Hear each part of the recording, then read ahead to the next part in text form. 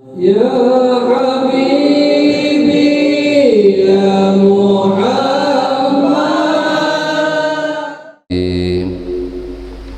رضي الله تعالى على حضرة النبي محمد صلى الله عليه وسلم ولجميع أزواجه وذريته وجميع الصحابة والقرابة وإلى رأي جميع الأنبياء والمرسلين جميع الملائكة المقربين جميع الفقهاء والمهندسين والقراء والمفسرين وسادة الصوفياء المحققين وإلى رأي جميع عبده كمشارق الأرض ومغاربها وإلى رأي جميع مشايخنا ومعلمنا وأستاذنا ومدرسنا ولجميع آبائنا وأمهاتنا ولجميع والدينا جميع أولادنا ولجميع المؤمنين والمؤمنات والمسلمين والمسلمات خصوصا إلى رحمن سيدي خديجة بنت الخويلد وإلى سيدنا أبو بكر الصديق وإلى سيدنا عمر بن الخطاب وإلى سيدنا عثمان بن عفان وإلى سيدنا علي بن أبي طالب وإلى سيدنا الحسن والحسين وإلى روح الإمام علي زين العابدين وإلى روح الإمام حسن البصري وإلى سر السكتي وإلى الإمام جنيد البغدادي وإلى روح الإمام سفيان الثوري وإلى روح الإمام أبو حنيفة وإلى روح الإمام مالك بن أنس وإلى روح الإمام شافعي وإلى روح الإمام أحمد بن حنبل وإلى روح الإمام أبو الحسن أشعري أبو منصور ماتريدي وإلى روح حجة الإسلام أبو حميد محمد بن محمد الغزالي وإلى روح سلطان الأولياء سيدي شيخ عبد القادر الجيلاني وشيخ إبراهيم الخلوتي وشيخ محمد سمن المدني وشيخ محمد أرشد بن عبد الله كلمبين البنجري وشيخ شحاب الدين البنجري وشيخ محمد ابن عمر البنتني وشيخ زين الدين السنبوي وشيخ علي بن عبد الله البنجري وشيخ محمد شرواني عبد باقل البنجري وشيخ محمد ساني البنجري وشيخ محمد ترميجي صالح محفوظ البنجري وشيخ زكريا البنجري وشيخ إسماعيل البنجري وشيخ حسن البصري البنجري وشيخ محمد نافس البنجري وشيخ عبد الصمد البنجري وشيخ عبد الوهاب البنجري وشيخ عبد الحميد البنجري وشيخ زين العلم البنجري وشيخ كشف الأنور البنجري وشيخ شعراني عارف البنجري وشيخ بدر الدين البنجري وشيخ سلمان جليل البنجري وشيخ محمد زيني بن عبد الغني البنجري جميع مشايخنا معلمنا وأستاذنا مدرسنا شيء لله لنا ولهم الفاتحة أعوذ بالله من الشيطان الرجيم بسم الله الرحمن الرحيم الحمد لله رب العالمين إياك نعبد وإياك نستعين اهدنا الصراط المستقيم صراط الذين أنعمت عليهم غير المغضوب عليهم ولا الضالين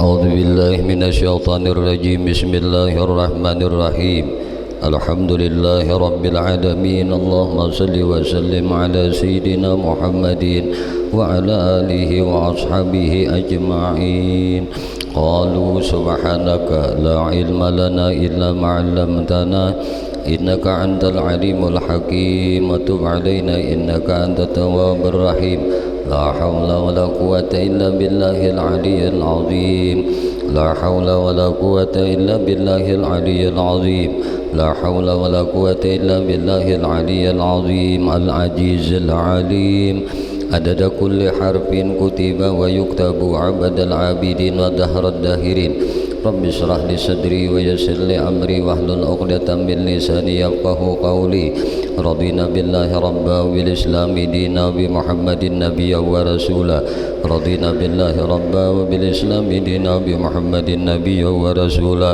رضينا بالله ربا بالإسلام دينا وبمحمد صلى الله عليه وسلم نبيا ورسولا اللهم إنا نسألك فهم النبيين وحفظ المرسلين وإلهام الملائكة مقربين يا رحمن يا رحيم والحمد لله رب العالمين قال الله تعالى لقد جاءكم رسول من أنفسكم عزيز عليه ما عنتم حريص عليكم بالمؤمنين رؤوف رحيم فإن تولوا فقل حسبي الله لا إله إلا هو عليه توكلت وهو رب العرش العظيم وقال النبي صلى الله عليه وسلم may yuridillahu bihi khairan yufaqihu fiddin. Wa qala an-nabiy sallallahu alaihi wasallam awwaluddin ma'rifatullah. Sadaqallahul azim wa sadaqa rasuluhul karim wa nahnu ala dzalika minasyahidin walhamdulillahi rabbil alamin. Alhamdulillah, puji syukur hanya milik bagi Allah subhanahu wa ta'ala. Salawat teriring salam tercurah terlimpah selalu kepada baginda Nabi kita Muhammad sallallahu alaihi wasallam, juga kepada para keluarganya, sahabatnya, zuriat keturunannya dan para pengikutnya ila akhir zaman. Allahumma salli ala sayyidina Muhammad wa ala alihi wa ashabihi Muhammad. Insyaallah kembali pada malam hari ini sambil menunggu tibanya waktu salat fardu isya, kita isi iktikaf kita di dalam ini masjid dengan sama-sama kita mengaji, belajar, menuntut akan ilmu, yang mana salah satu ilmu yang diwajibkan oleh Allah kita belajar adalah mengenal akan Allah. Awaluddin ma'rifatullah, awal orang beragama itu mengenal Allah. Maka kajian kita pada malam hari ini kita sama-sama belajar kepada musannif ini kitab, yaitu kitab Sirajul Huda daripada isi kitab Ummul Barahin di halaman 17. Qala musannif rahimahullahu ta'ala wa nafa'ana bihi wa bi ulumihi wa bi asrarih fid dharain amin. Bismillahirrahmanirrahim. Adapun sifat sama pada segala yang baharu, maka yaitu satu kekuatan nang disimpankan di dalam urat, nang dihampirkan pada kesudahan liang telinga, dan basar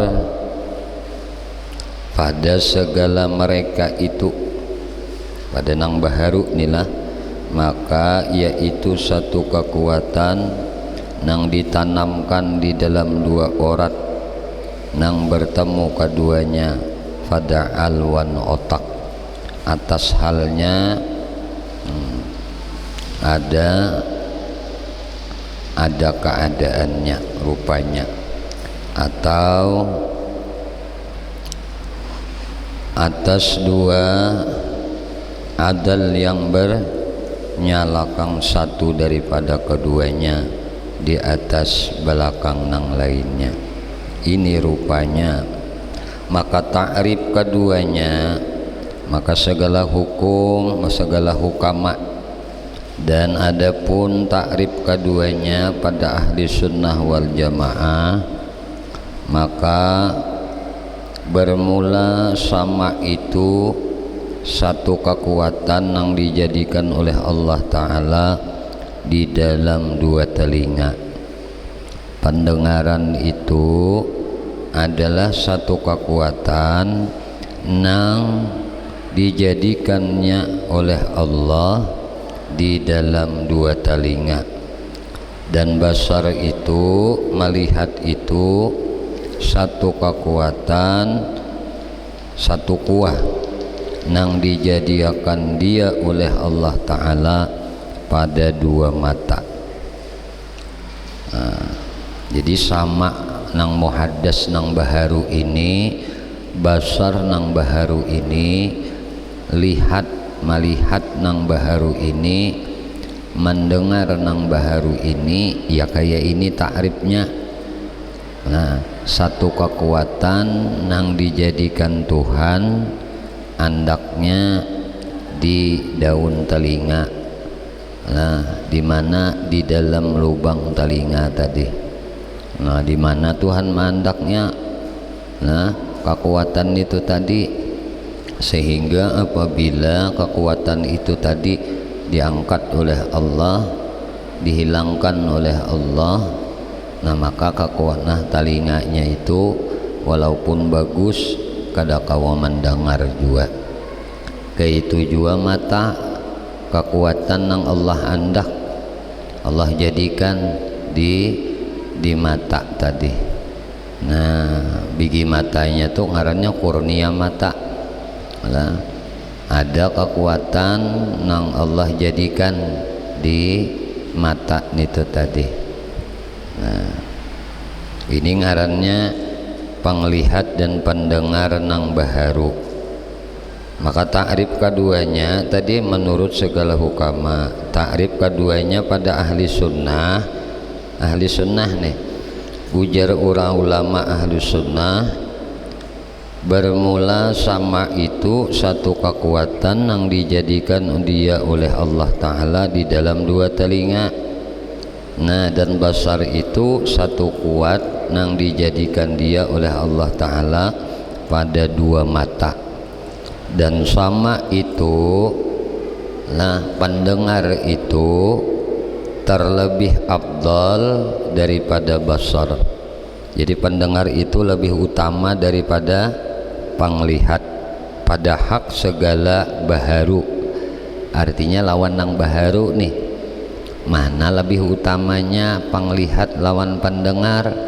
Nah, sebahagian mengatakan nah lebih utama pendengar daripada penglihat. Ini atas kaul pendapat nang sahih dan kata setengah ulama bahwasanya basar melihat itu terlebih afdal daripada pendengar. Jadi ada sebagian ulama juga mendahkan lah, artinya lebih utama penglihat daripada pendengar. Nah, karena bahwasanya basar itu melihat itu boleh didapatkan dengan dia akan segala jisim. Jadi jisim-jisim itu kawa didapati. Nah, oleh napa? Oleh penglihat. Dan segala warna-warna itu didapati oleh segala penglihat. Iyakah? Apa aja nang jisim-jisim tuh, nah itu dapat disaksikan oleh mata. Apa aja warna-warna itulah dapat disaksikan oleh mata. Bersalahan sama mendengar, maka bahwasanya ia tersimpan bakasnya atas segala suara saja. Iyakah?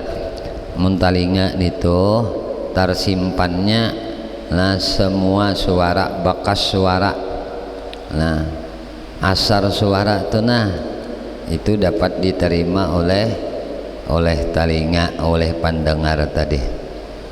Maka ditolakakan akan ini dakwah. Jadi anggapan nangka ini ditolakakan nih dengan bahwasanya banyak segala nang ditaklikakan dia itu katanya kepada dunia saja, tiada hiraukan dia oleh segala akil, oleh segala akal nih lah. Ketahui olehmu ujar sidin bahwasanya orang nang duduk dengan orang nang tuli itu, kita nih dudukan lawan orang tuli. Nah duduk nih lawan orang nang tuli itu seperti orang nang duduk dengan batu nang terletak, batu nang tagana tuh lah. Mun kita bepandiran lawan orang tuli, nang kaya kita bepandiran lawan batu. Nah adapun orang nang buta maka adalah di dalam sehabis-habis sempurna paham. Nah, sehabis sempurna paham. Wal kalamu dan kalam pulang. Tadi bicarakan semalam basar sudah, basar Tuhan, sama Tuhan, ini sifat. Nah, sifat bagi Tuhan. Tapi sifat melihat, mendengar lawan nang baharu, ya nang kayak ini tadi, ya lawan manusia nih. Kekuatan yang dijadikan Tuhan di lubang telinga, di dua telinga tuh, namun di mata kekuatan nang dijadikan Tuhan, kuat nang dijadikan Tuhan, kuatlah, bukan kekuatan, kuat nang dijadikan Tuhan di telinga, nang satunya kuat nang dijadikan Tuhan di mata. Jadi kuat itu nang menjadikan Tuhan. Namun orang sudah melihat nyata sifat Tuhan, berartinya bertinggalam dengan dirinya rasa berisi kuat tuh pada supaya nampak nyata la haula wala quwata itu. Sedangkan kalam Tuhan nih, kalam itu artinya perkataan, maka hakikat kalam itu pada zat Allah Ta'ala yaitu satu sifat nang wujudiyah, sifat nang wujudiyah lagi qadim, berdiri dengan zat Allah Ta'ala. Kalam ini satu sifat nang wujudiyah lagi kadim, sifat nang wujudiyah lagi kadim. Jadi hakikat kalam itu pada zat Allah Ta'ala itu dimapa sifat, satu sifat nang wujudiyah lagi kadim. Wujud lagi kadim, berdiri dengan zat Allah Ta'ala alladzi laisa biharfin wala sautin. Nang mana kalam Tuhan itu nang berdiri, lagi kadim teh kalam Tuhan nang wujudiyah, nang lagi kadim wujudiyah kadim, berdiri dengan zat Allah Ta'ala. Kalam Tuhan nang wujudiyah lagi kadim nang berdiri dengan zat Allah nih, ini ngarannya allazi laisa biharfin wala sautin, nang mana kada berhuruf dan kada bersuara. Ini kalam Tuhan nang hakiki ngarannya berhuruf kada, bersuara kada, nang dimapan yang ini laisa tipang sudah laisa kada kawa dimisalkan, kada kawa dimisilkan kalam Tuhan nang kadim ini. Kalam Tuhan nang wujudiyah kadim lagi berdiri lawan zat Allah Ta'ala. Ini nang kada berhuruf kada bersuara,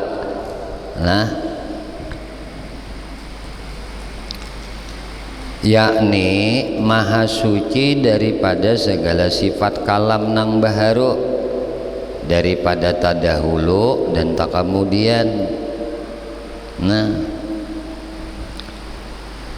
Kan kalam Tuhan nih lain lawan kalam nang baharu, ada tadahulu kalam tadi, ada nang tak kemudian.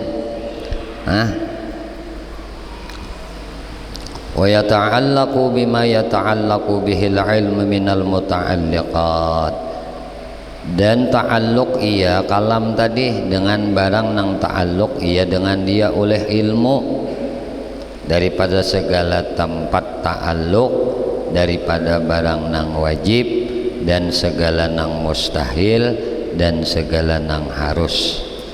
Akan tetapi ujar siden ta'alluq kalam itu ta'alluq dilalah, bukan ta'alluq inkisab.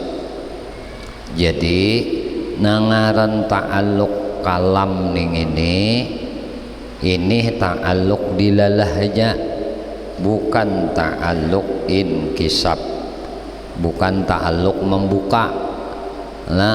Inkisab tuh membuka, dilalah tuh dalil aja. Jadi dalil, maka adalah ia kalam tadi sifat nang satu tetapi berbagai-bagai.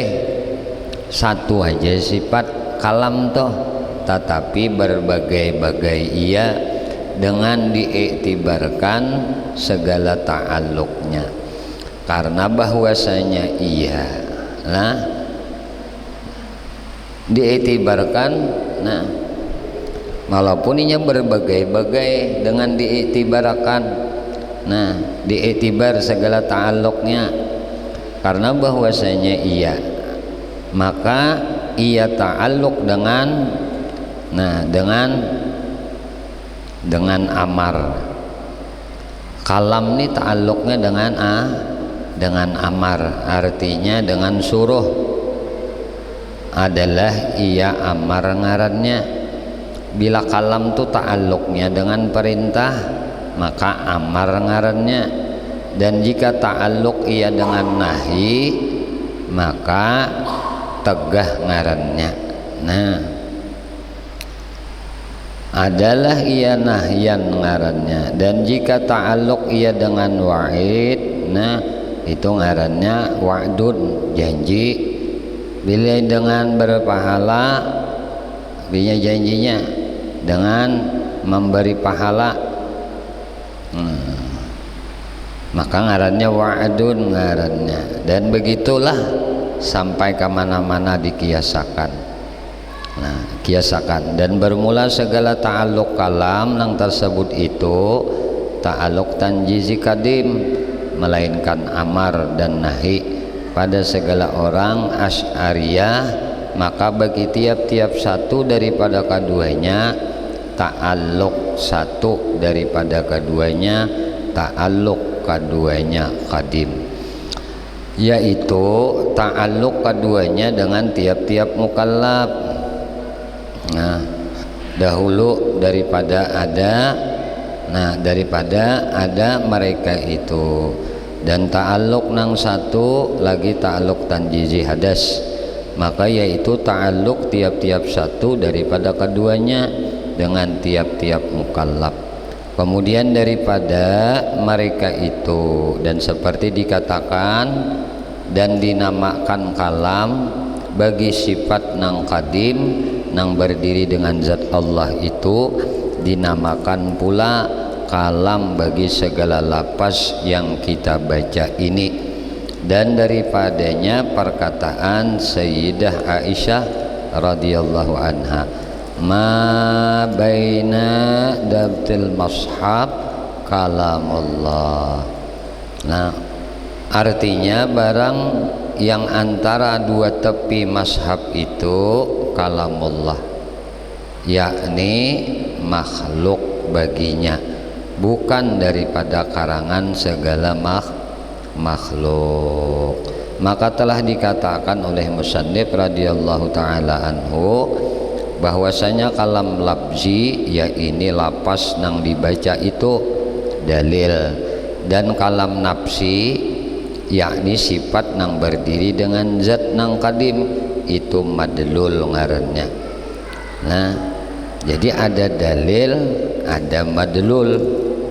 Nah jadi nang ngaran dalil itu kalam nang balapas itu jadi dalil, sedangkan madlulnya nah kalam nafsi, jadi kalam nafsi itu jadi madlul.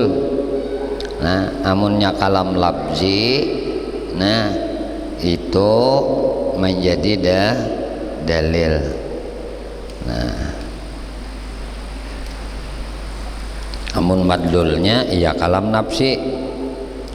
Tetapi pula nang tahqiqnya itu nih Bapak, bahwasanya Quran dan Taurat dan Injil dan lainnya daripada segala kita menjadi dalil atas makna nang ditunjukkan akan dia oleh sifat yang kadim. Maka kita paham daripada dan demikian itu bahwasanya keduanya dalil atas makna. Maka demikian makna itu madlul keduanya, dipahamkan daripada keduanya. Maka apabila engkau dengarkan akan firman Allah Ta'ala, wala taqrabuz zina, jangan kamu hampirakan zina, niscaya engkau pahamkan daripadanya akan larangan daripada memaraki zina.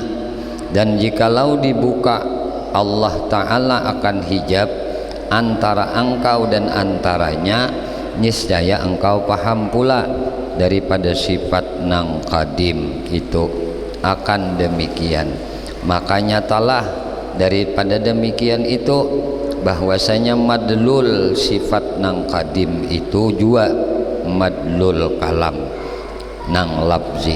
Maka manakala adalah segala maknawiyah itu terkebelakang mempahamkan dia dari mempahamkan segala sifat ma'ani, maka dari yang ia akan dia dari diiringi itulah diiringi, maka diiringi akan dia oleh musannif dengan segala sifat ma'nawiyah.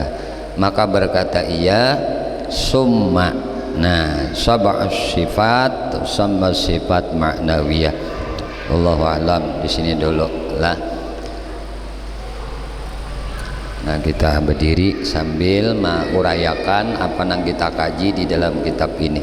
Ambil minuman. Allahumma shalli ala sayyidina.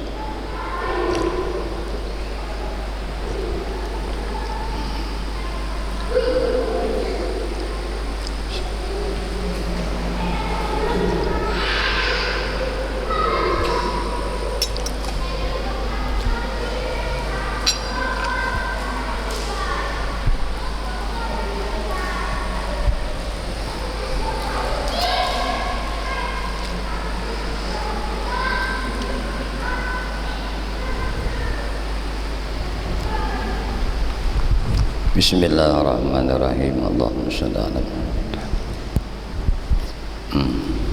Allahumma insyaallah apabila rasam gambar dari isian kajian ilmu tauhid yang kita kaji sekian lama ini itu sudah kawa digambar, dirasamkan. Ada 2 gambar sudah ya, jilid 1, jilid 2, nanti insyaallah masuk jilid 3 itu sudah dicetak, nanti akan dibagi, kemudian sukarela daripada itu karena biaya cetaknya ulun sampaikan sekian. Nah, jadi ada 2 jilid yang sudah di guru tasheh dari penjilitan itu dan sudah dicetak. Lumayan gananya bisa dipigurai karena artinya itu diantak di kamar boleh, diantak di ruang tamu boleh. Cuma kadang-kadang dilihat supaya bisa kita memaham dengan baik, dan nanti dijelaskan juga kesimpulan kajian kita sekian tahun ini. Nah, itu sudah dapat dirampung dengan 2 lembar ringkasan. Nah, ringkasannya. Jadi ikhtisarnya tuh. Karena belum selesai semuaan, maka belum bisa guru membagikan di seluruh pengajian. Nanti kalau sudah selesai semua dibagikan. Itu bisa dipigurai, lumayan besarnya seperti poster ya. Jadi untuk dibagi 2 aja, beberapa kitab yang kita kaji cukup hanya disimpulkan dengan 2. Nah, tapi mungkin tambahannya untuk memperjelas dan memperkuat 1 jilid nanti lagi 1 lembar lagi ditambah. Cuma untuk yang 2 ini sudah mencukupi isi daripada kajian ilmu tauhid yang kita pelajari selama ini dalam tempo waktu beberapa tahun ya. Yuk kita masuk ke kajian kita hari ini, yaitu mengenai kalam. Nah, kalam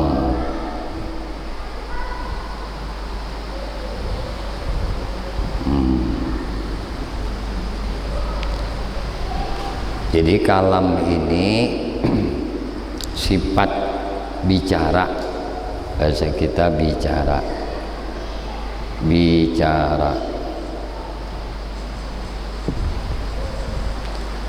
Kalam Tuhan ini, sekali lagi ini perlu dipahami, Dan kalam Tuhan nih, sifat kalam ini adalah sifat nang wujudiyah.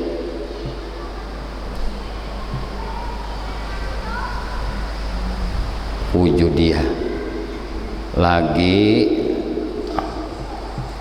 qadim. Ini perlu dulu kita, sifat nang ada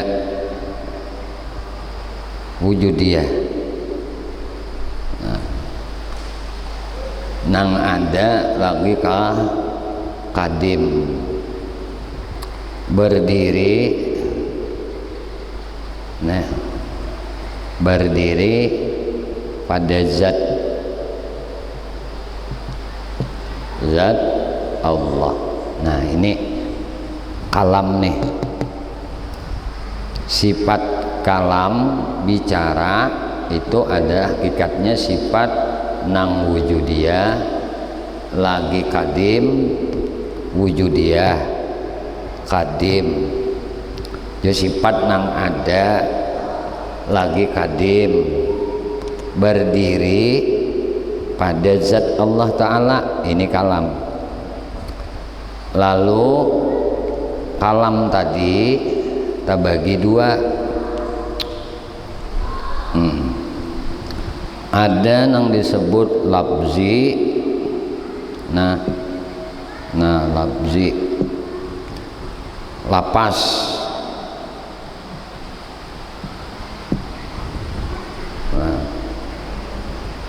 Ada yang disebut kalam nafsi.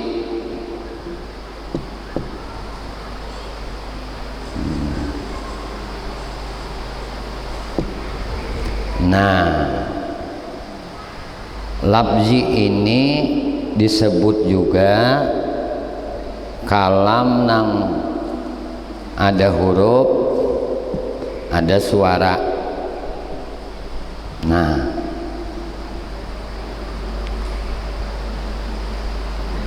ini ngarannya dilalah. Jadi dalil. Sedangkan kalam nafsi, nah kalam nafsi, kalam Tuhan nang sifat nang wujudiyah lagi qadim, berdiri pada zat Allah. Ini kalam nafsinya, kalam zatnya tuh bila harpin wala sautin, tidak berhuruf,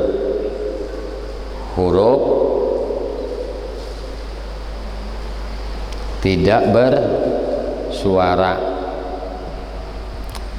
Ini kalam nafsi nih, kalam nang wujudiyah lagi qadim, berdiri pada zat. Ini kadada suara, kadada berhuruf, kadada bersuara. Nah sedangkan kalam labzi tadi disebut dilalah. Nah madlulnya, nah ini madlul. Nah madlulnya ini madlul kalam nafsi.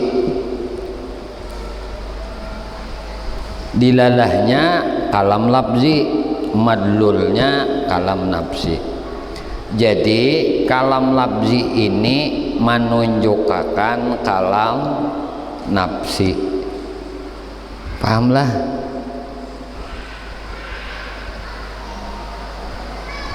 Jadi nang dibawa malaikat Jibril itu kalam apa? Nah ini ngarannya kalam labzi, lapasnya Al-Quran. Nah dibacakan oleh Jibril lawan Nabi. Ini nang Quran turun ke lahir Nah, turun dari Lauhil Mahfuz ke langit dunia, terus sarantak nang kalam labzi ini turunnya. Nah, ini dibacakan oleh Jibril lawan Nabi. Nah, kalam nafsinya itu kalamullah, nang kada bahuruf, nang kada bersuara. Tapi ujar Sidin, bila seseorang itu dibukakan hijab, nah hijab ini bisa nih, ini diberi kepahaman tentang kalam. Nah,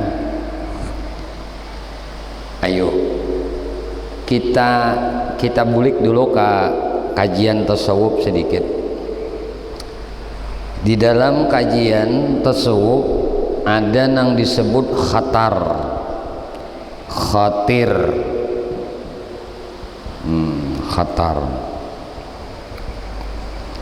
Khatar ini bahasa kita bisikan hati, suara hati. Ada khatar itu dari Tuhan, ada khatar itu dari nafsu, ada khatar itu bisikan hati itu dari setan. Nah, ini disuruh meminan duit dulu. Ini harus tahu dulu nih. Nah, nang mana di hati kita itu ada khatar, ada lintasan. Di hati itu ada lintasan set. Bila keinginan di hati itu ada di hati maksiat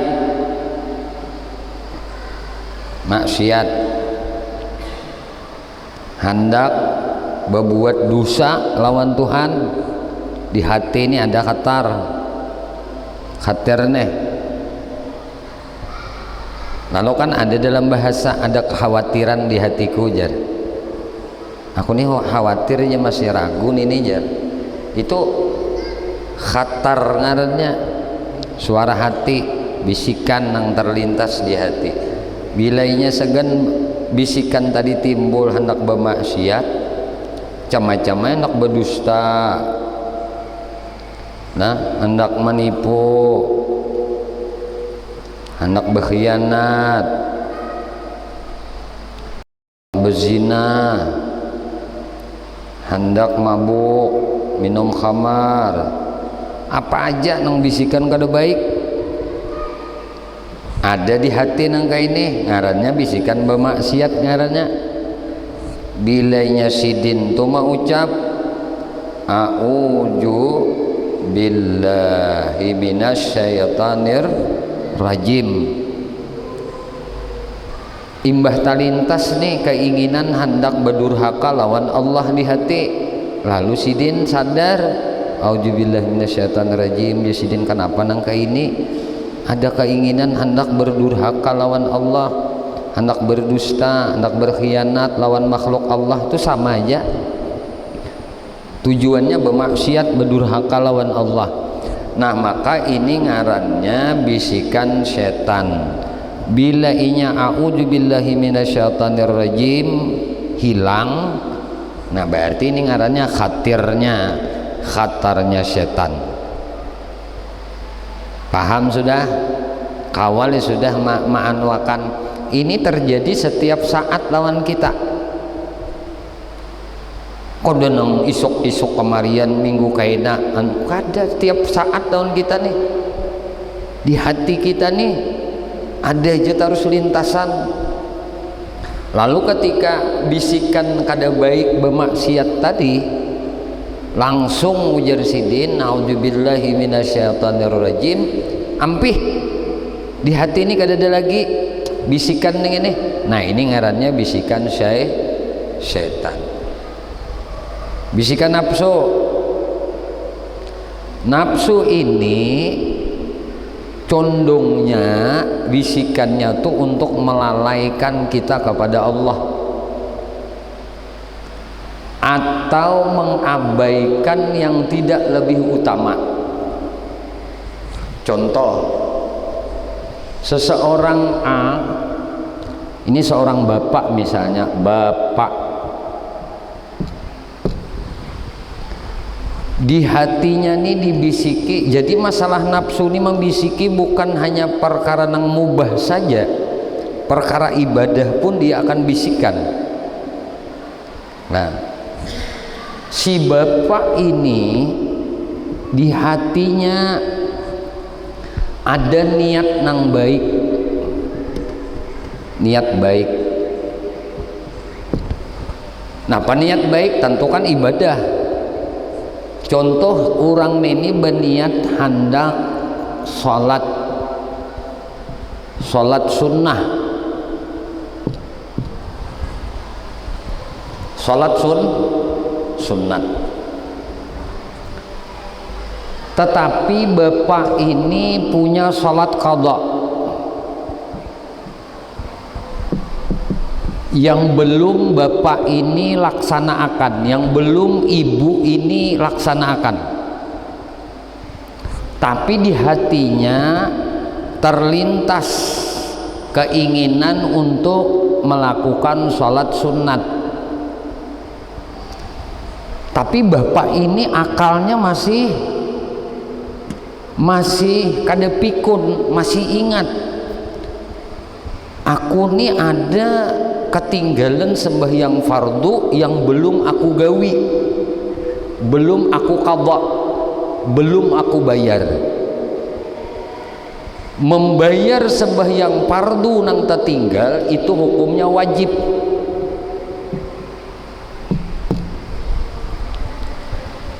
Lalu ujar si nafsu tadi membisiki, gawi haja nang sunat nih, kain aja kan mengqadha sembahyang wajib nih, kain aja.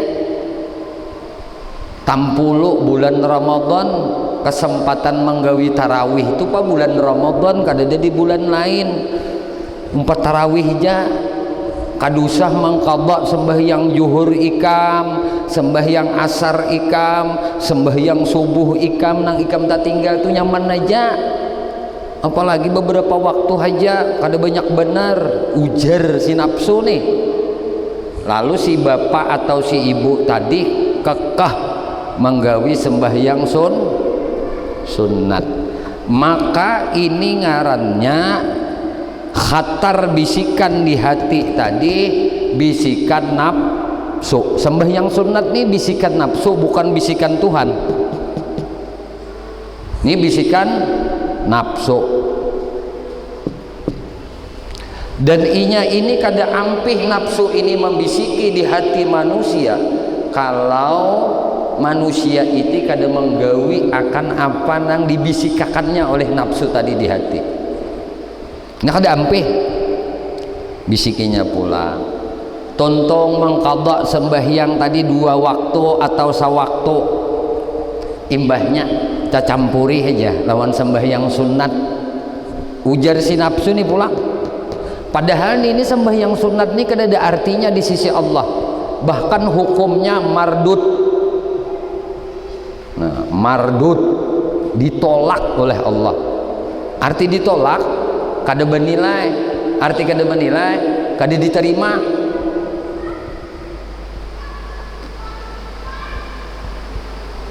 Tahu aja si din ini keutamaan mengqadha nang wajib ini daripada menggawi sembahyang sunat, tapi tetap aja kekeh lawan sembahyang sunat. Ibadahnya itu bukan ibadah karena Allah, bukan lillah, tapi ibadahnya lin nafsu. Nah, ini ibadahnya, ini pahami baik-baik. Makanya ibadah itu lah al ilmu, nih al ilmu, raksu. Nah, ilmu itu raksul amal, kepalanya amal ibadah tuh ilmu.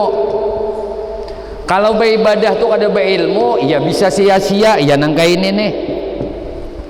Hutang ada, bersedekah berhimat, tampung kang jua nang ini. Hutang ada, bersedekah berhimat, cakam bayari hutang nang wajib. Bersedekah tuh sunat. Tapi ngaran nafsu, ibadahnya tuh bukan karena Allah, tapi karena nafsu. Lalu bila beribadah tuh karena nafsu, lahirlah nang 5, nang 7 sifat ini. Di antaranya kan ada lahir bila beribadah karena nafsu. 1, bila orang tuh beribadah karena nafsu, bisa lahir takabur, bisa lahir kena ujub, megah dengan amal, bisa lahir kena riya, bisa lahir kena sum'ah, bisa lahir kena hasad. Nah, bisa kena lahir hubbud dunia. Nah, bisa lahir kena hubbul jah. Ini penyakit hati nang 7 nih tumbuh di hati orang nito apabila inya ibadahnya nito karena nafsu. Kenapa inya beribadah karena nafsu? Karena kada ada ilmu.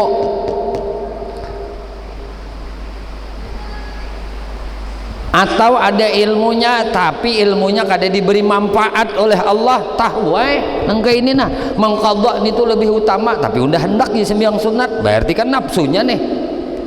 Inya kada mengutamakan amar Allah, perintah Allah. Maka tadi kalamullah itu ada nang menjadi dilalah perintah, ada yang menjadi dilalah nahi, ada larangan, ada perintah. Nah ini kan ada lepas dari kalamullah nang labzi tadi. Artinya kalamullah nang labzi tadi menjadi dalil mana nang diperintah, mana nang dilarang. Sekarang salat sunat itu dianjurkan,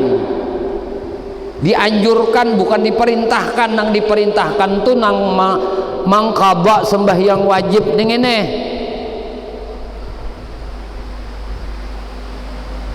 Ayu ja kakah lah misalnya munda jo kada umpat pendapat ulama nang membolehkan nafsu jua ikam ngarannya.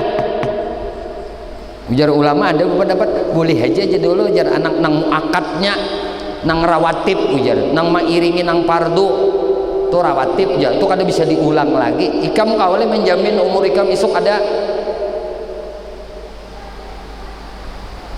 Ini yang penting lawan di kita. Jadi ilmu itu tolak ukur ibadah, bukan nafsu nang jadi tolak ukur ibadah. Ilmu, kalau kita nak beribadah utamakan nang wajib, abaikan nang sunnah. Bila nang wajib ikam sudah beres, ayo ja naik jenjang, menambahi, mencukupi dengan nang sunnah. Kan salat sunat rawatib itu dia mengiringi sembahyang fardu itu dia mencukupi sembahyang nang kurang. Itu pahamannya. Tadi kita sembahyang maghrib berjamaah, guru kan berjamaah di pesantren, ada sampat ke sini. Sembahyang kita berjamaah maghrib tadi teh kurang sempurna, itu ditutupi oleh ba'diyah maghrib. Amun kita itu sembahyang maghrib kada kahitungan kita nih kada sembahyang kada mangqadha lagi ning ini hakun sembahyang ba'diyah maghrib dipastikan kada diterima, dipastikan sudah kada jar-jar lagi, pasti kada diterima.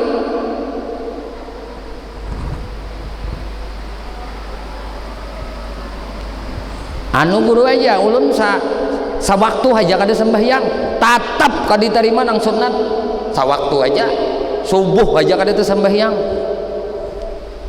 baladung sembahyang sunat ribuan rakaat, jutaan rakaat sembahyang sunat kada akan diterima oleh Allah. Kalau masih nang wajib ada kada terbayar lawan Allah. Lalu ilmu ngarannya, ilmu tadi kapala amal. Coba mun amal itu ilmunya kada ada, kapalanya kada ada, mau kada rusak, mau kada hancur, mau kada binasa. Awak kita ini kada bakapala. Amal tuh kada bakapala. Lalu kemana gugurnya? Gugur ke jurang. Kemana gugurnya? Gugurnya kepada kamardut nang kada diterima. Ini pentingnya sembahyang. Makanya saking pentingnya sembahyang itulah, saking pentingnya sembahyang, syarat untuk menjadi pemimpin itu sembahyang. Sayyidina Abu Bakar Siddiq itu diangkat oleh kaum muslimin jadi khalifah setelah wafatnya Nabi Muhammad.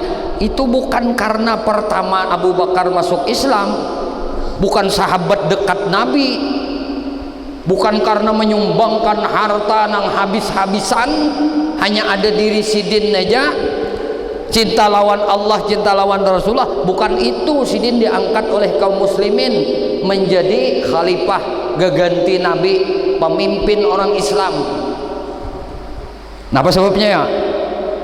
Sebabnya Sayyidina Abu Bakar diberi mandat oleh Rasulullah. Ujar Rasulullah, Abu Bakar gantikan aku untuk mengimami muslimin, kaum muslimin sembahyang. Jadi Sayyidina Abu Bakar jadi imam sembahyang fardu karena atas perintah Rasulullah. Ini ukurannya. Sepakat golongan muhajirin, golongan ansar memilih Abu Bakar Siddiq jadi pemimpin. Kenapa? Karena sidin jadi imam di dalam sembahyang. Ayo pikirkan baik-baik oleh kita. Tahun ini tahun politik, pilihlah wakil Anda nang mau Allahu Akbar. Bila nang kada Allahu Akbar, biar nang memberi teta sedepak titalnya, jangan dipilih. Ukurannya kita orang Islam adalah sembahyang.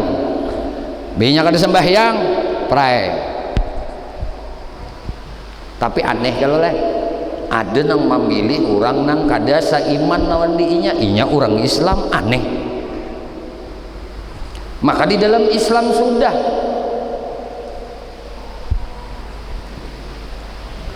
ada aja nang katuju ke masjid, ada nang mau jadi imam, itu nang di napa ngarannya, ditulis, dipilih secara demokrasi. Ada aja nang mau jadi imam, ini nang pilih.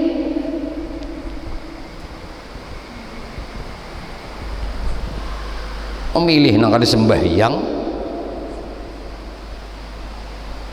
ya kah? Nah, berarti pilihanmu tuh bukan karena Allah, pilihanmu tuh karena dunia yang bantu unda pangjar, ya kah? Di akhirat kada bantu ikam. Mun sudah berikhtiar nangka ini dijadikan juanya kaliro, halas sudah. Anda sudah memilih sesuai tatanan syariat agama. Ilmu penting kada sembrono milih. Ini orang Islam milih orang kada Islam. Sebubruk-bubruknya orang Islam, lamun jadi pilih, insya Allah ada aja tuh kontribusinya untuk umat Islam. Gitu kalau sedikit aja Pak Guru Bapandir ini kesahan nuna. Apalagi nih bulan-bulan Rajab, bulan Mi'raj Nabi, setiap tahun diingati itu karena sembahyang. Nah, terus pulang. Pinando kalau perkara nang mubah nang boleh, bila inya kada tacapai, inya kada ampih. Contoh, hendak berisi kendaraan hanyar, Misalnya kendaraan buruk nak mengganti, atau motor buruk nak diganti motor hanyar.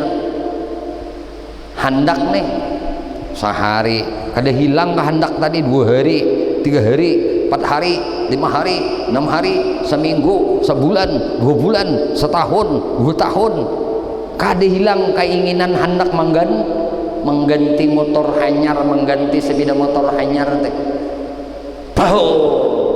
Terjadi walaupun dengan cara mengaridit tak takabul sudah, imbahnya takabul tadi alhamdulillah jadinya ampiham keinginannya tadi nang 2 tahun tadi bakal hendak motor hanyar, kendaraan hanyar. Ingatakan orang nang kayak ini nyanya kenane iya lagi bujur. Kenapa kehendak inya ini bukan karena Allah? Maka kehendak itu bila timbul dari Allah itu pasti Tuhan tolongi. Tapi bila kehendak karena nafsumu, Tuhan kada tolong.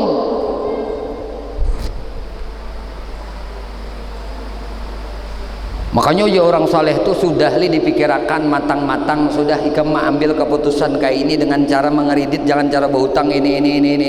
Andai ini nah, andai ini. Nang ikam hutang ini ada kada sisa 1/4 dari harta ikam. Jangan lebih daripada itu. Ikam bisi harta 100 juta, ikam berhutang misalnya lebih daripada 25 juta. Nah itu nafsu sudah. Berhutang tuh mubah aja, boleh aja, tapi tolak ukurnya harta kita badatani berapa adanya. Adanya misalnya 100 juta, berhutang jangan melebihi daripada seperempat 100 juta tadi, yaitu 25. Karena anda ikam kada kau membayar hutang itu tadi, dengan harta ikam nang ada tadi, ikam kau mengambil 25-nya untuk membayarkan ke hutang itu tadi. Ini di total harta keseluruhan.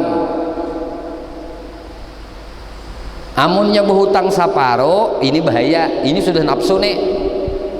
Bisi duit harta nih 100 juta, lalu berhutang 50 juta, ini nafsu banget sudah.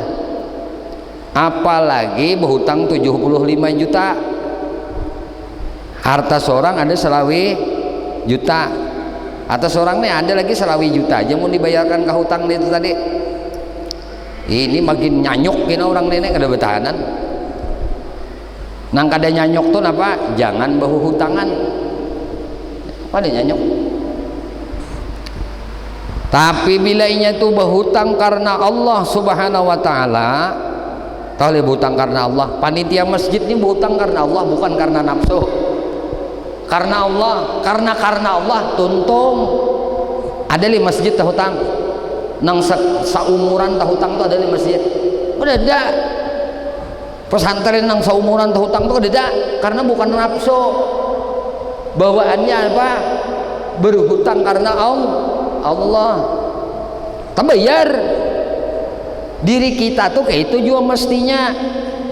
Bila kita hendak berhutang tuh karena Allah, jangan karena nafsu. Terbayar tuh. Di mapa berhutang supaya jangan karena nafsu, nyaman aja, nyaman benar. Berhutang tuh karena nafsu, set ada timbul tagesit. Napa tujuannya ini?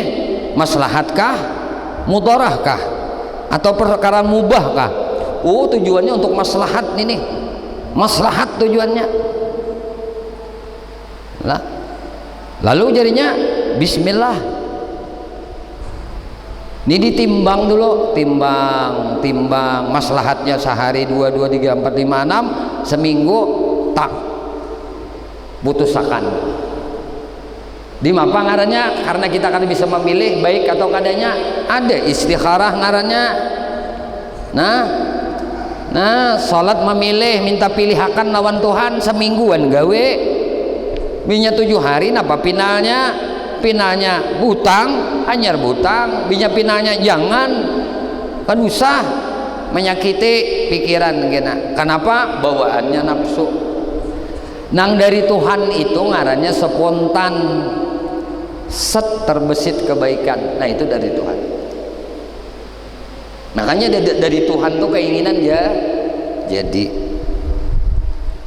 Ada nang kada jadi juga jarak, ada keinginan hendak manuk, cuma ditunda-tunda.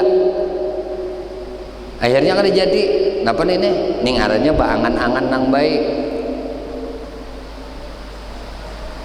Coba nenek. Nah kita ini hendak asa hendak minum ya.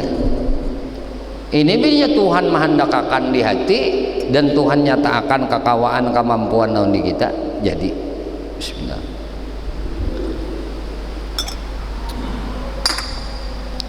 Jadi ini nang kita hendak melihat bahwasanya ini khatar dari Tuhan atau lain. Khatar dari Tuhan itu nyata. Nah, jadi bilangnya kan Tuhan tuh menghendakakan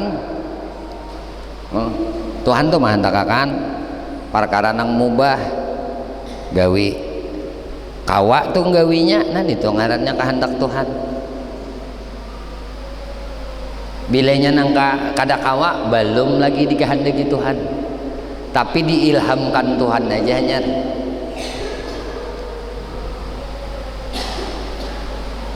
Paham ya?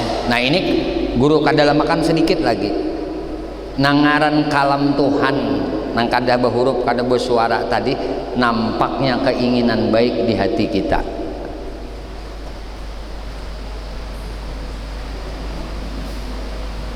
Berhuruf lain itu ada berhuruf bersuara leh kada bersuara tapi ada kada di hati ini keinginan baik nih tuh ada kada ada li hurufnya ada li suaranya tapi tetap kalam Tuhan itu laisa tidak ada semisalnya, laisa kamislih, kada berhuruf kada bersuara, cuma hendak nyatanya tak makrifat dengan kalam Tuhan yang kada berhuruf bersuara. Nah lalu bila inya keinginan itu dihendakakan oleh Tuhan di hati, bilanya itu dihendaki oleh Allah, kun payakun, jadi jadilah. Maka ketika sidin hendak minum ini dihendakakan Tuhan, ini ngarannya Tuhan yang menjadikan bisikan ilham di hati, lalu dihendaki Tuhan imbah diilhamakan lalu dihendaki akan Tuhan. Maka bila kehendak Tuhan jadi dihendakakan Tuhan di hati. Bila kehendak Tuhan jadi bilanya kehendak kita kada jadi, tapi bila kehendak sidin jadi. Atau misal ujar kita kakaina gan dulu gen makan berarti ini kita nama kehendak. Paham kah?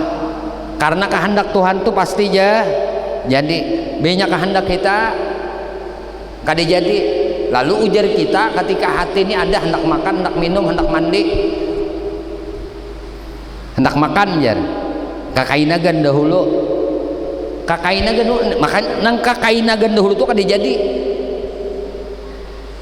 Maka ujar guru bahari hati-hati dengan niat nang baik di hatimu, karena kalau sudah Allah Anda akan taruh niat-niat nang baik di hati ikam mendustainya, maka jangan disalahkan Tuhan kalau Tuhan kada ada lagi membisiki kebaikan di dalam hati kita. Kita juga mendustai sidin. Tuhan sudah mengandakakan nafsumu menangate, tapi Tuhan nak mengulahkan kisahnya. Mana yang mau utama akan aku, ujar Tuhan, mana yang mau utama akan dirinya. Kalau setan itu sudah tahu, kalau bisikan setan bilainya nang maksiat, auzubillahi minasyaitonir rajim, ampeh setan. Mau nafsu nih, ini di diri seorang. Contoh kehendak tuh nafsu. Kita dua laki bini, syahwat kita tuh kuat. Bila kada tak dapat berhubungan non bini kada ampeh gangseng mau kepala bejaret sidin rambut. Tapi bila sudah dapat ampeh isok ia pulang. Itulah nafsu kada kawa hilang di awak kita ini. Amunnya nafsunya aja kuat, kekuatannya kada Allah beri, kada kawa apa-apa.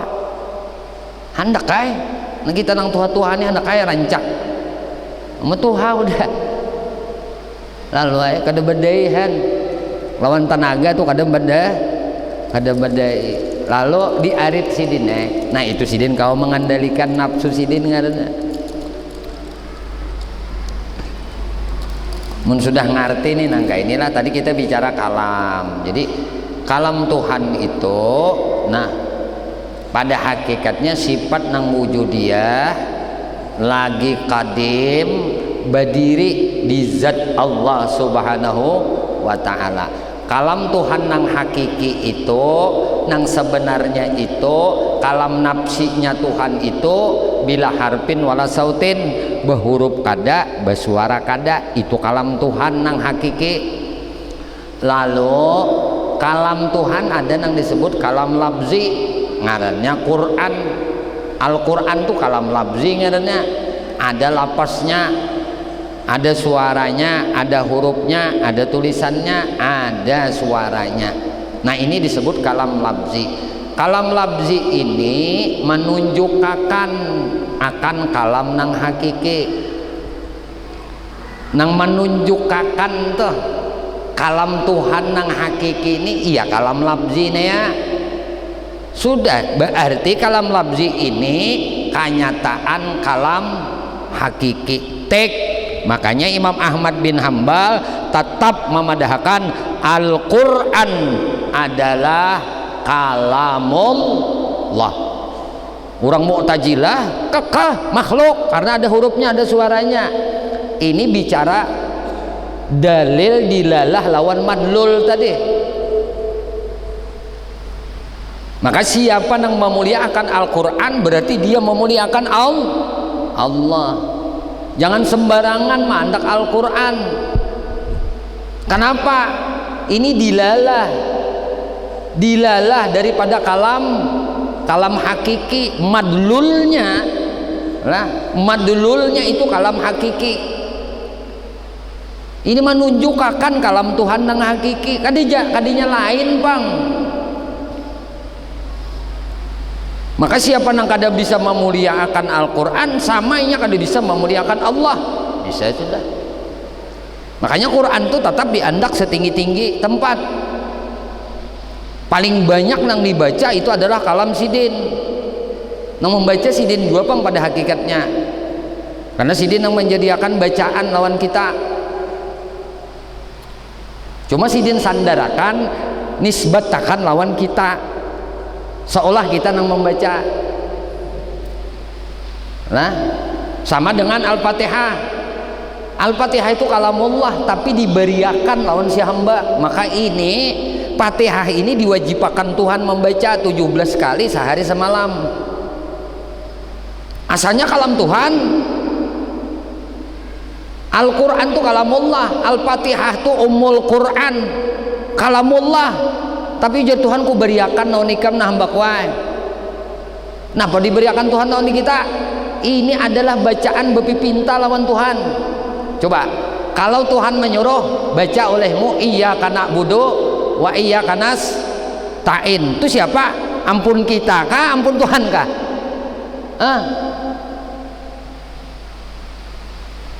Ihdinas syaratal mustaqim, ampun kita kah? Ampun Tuhan kah? Nang minta petunjuk jalan nang lurus itu siapa ya? Kita kah Tuhan kah? Kita. Makanya ini kalam Tuhan tapi diberiakan oleh hamba.